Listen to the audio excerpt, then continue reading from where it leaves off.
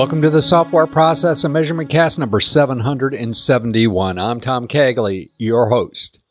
To paraphrase Ghostbusters, critical thinking is the indispensable defense science of the next decade.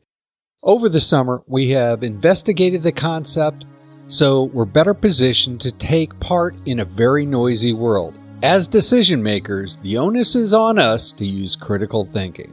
Today, we wrap up our summer theme on critical thinking. Also, Jeremy Berriault joins, bringing his QA Corner to the podcast. In this installment, Jeremy discusses the difference between maturity and evolution. Do agile organizations mature, or do they evolve?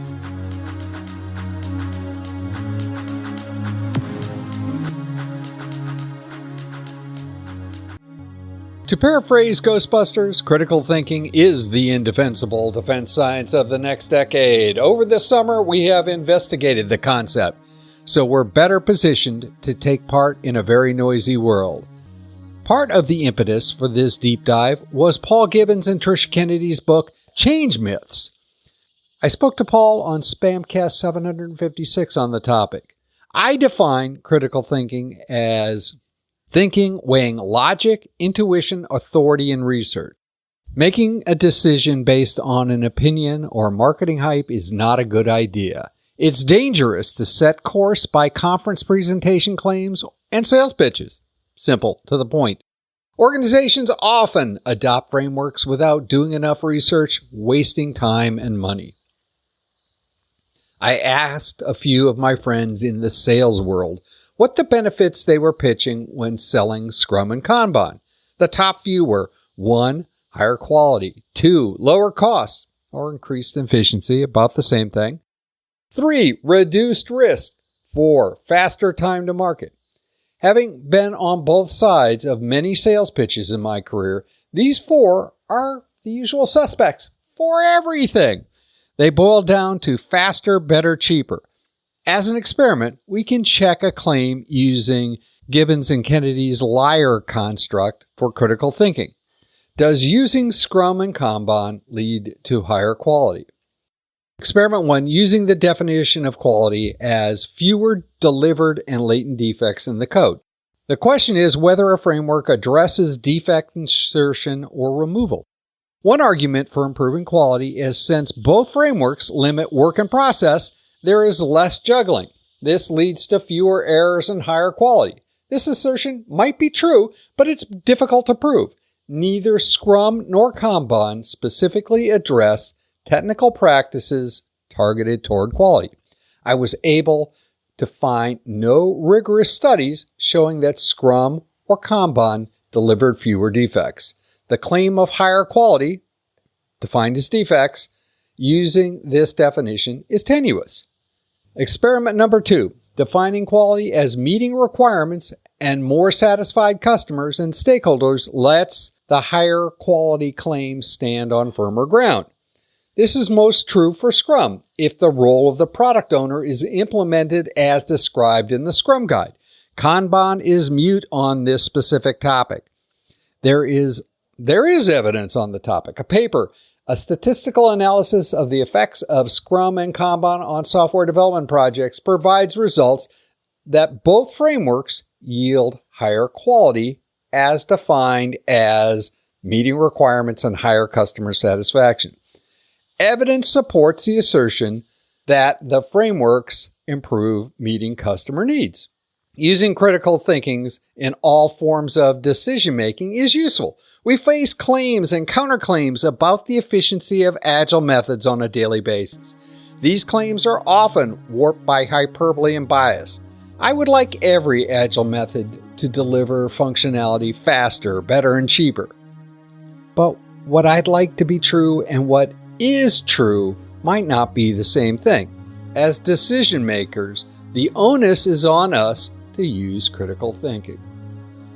Thoughts, comments, all welcome. Please feel free to reach out to us at spamcastinfo@gmail.com.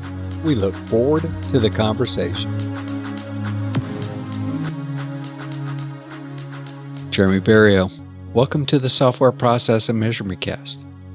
Thank you for having me. I know we got a little cranked up last time we were talking about QA audits and whether or not you were the clone of the other Jeremy Berriault in Canada, which you could neither confirm or deny.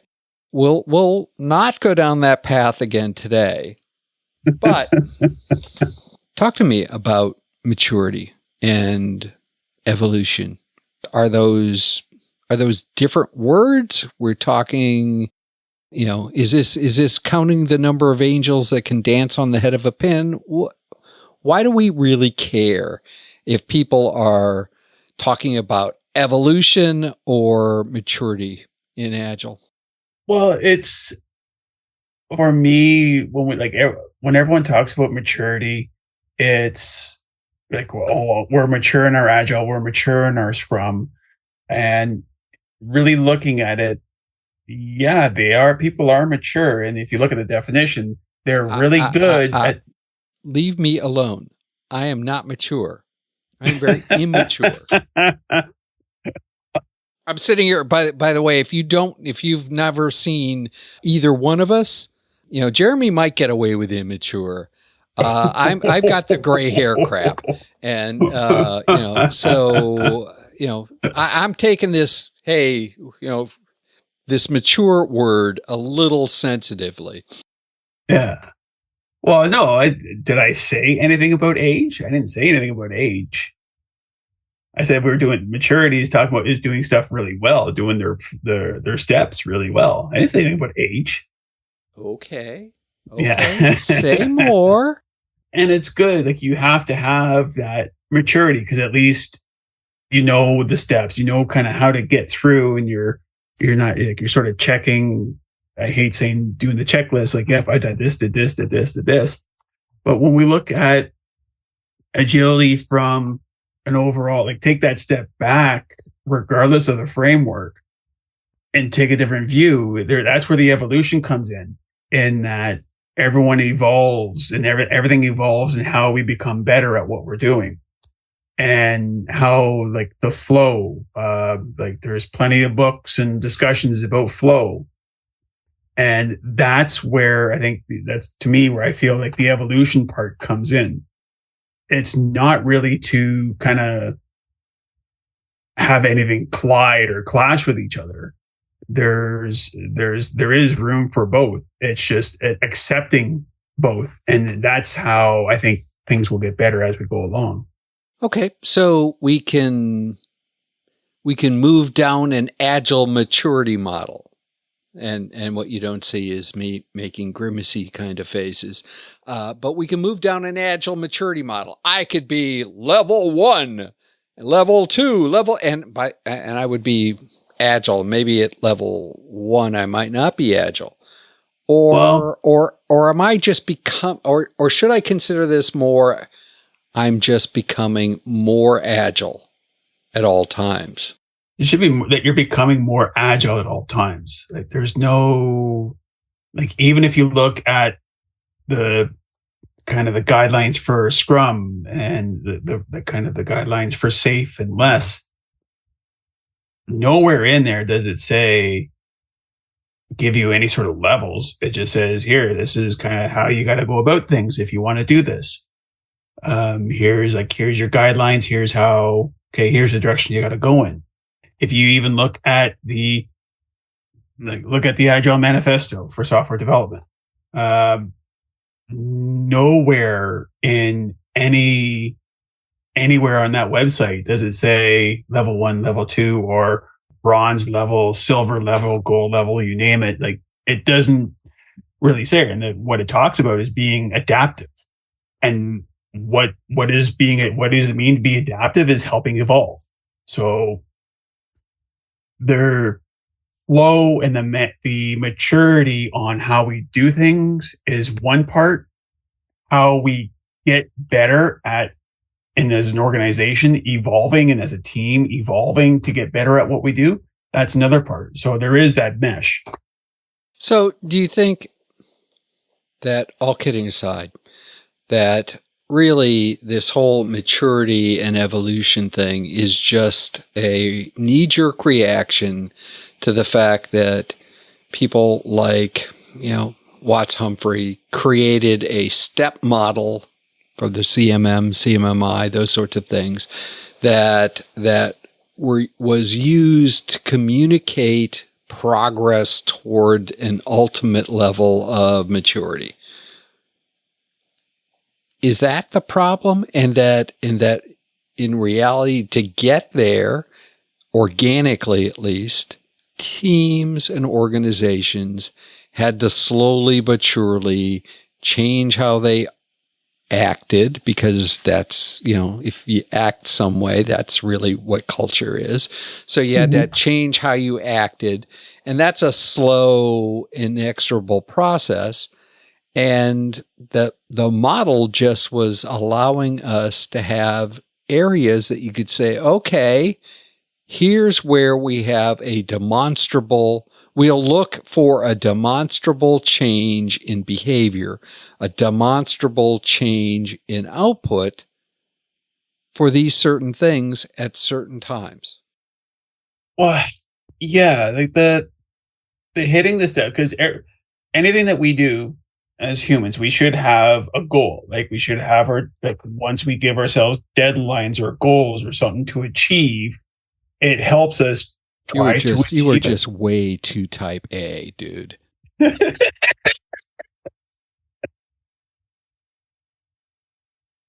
Well,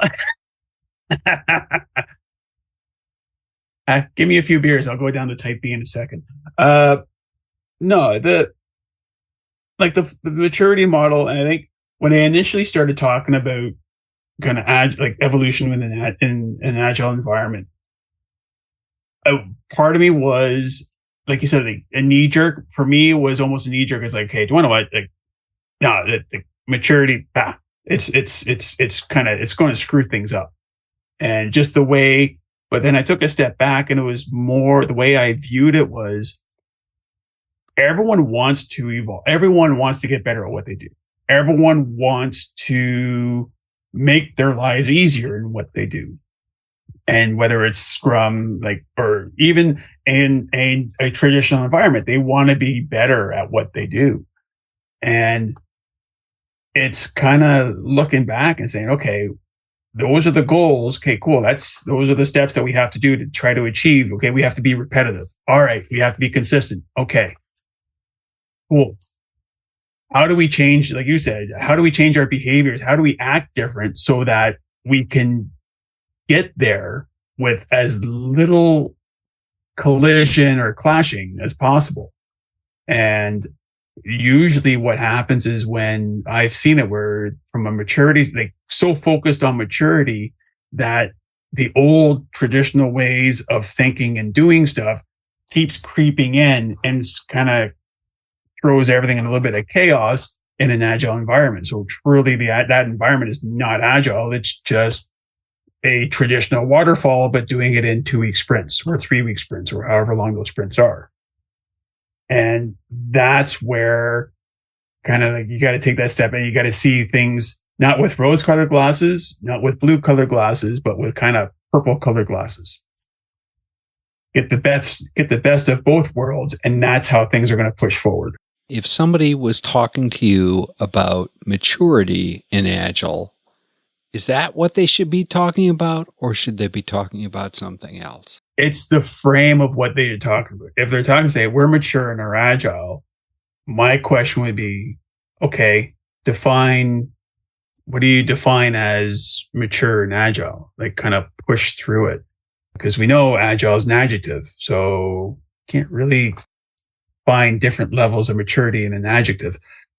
And have them frame it more that if there's, okay, well, we're a Scrum, we're doing this. Okay, so you're mature in your Scrum flow, you're mature in your Scrum processes and flow. Agile is completely different. What are the behaviors? How are things changing and adapting within that? So hopefully at the end, they would say, okay, we're mature in our Scrum, and then when they start talking about agility, they start kind of changing their words and mindset. I hate saying changing mindset. They change their words and how they view things on agility. And then that's where that conversation changes. You still can have that conversation. There's nothing wrong with it. It's just changing the words and changing the view of how the conversation should go. Super. Jeremy, if people wanted to continue the conversation, how would they go about doing that? They can reach me on LinkedIn. Do just a quick search for Jeremy Berriault. In Toronto, actually, it's Jeremy Berriault MBA, I think is what my link is. So you'll be able to find me there. Or you can find me through my website, berriaultassociates.com, and we can connect through there. Super. Until next time, Mr. Berriault, have a marvelous afternoon. You have a great day as well, sir.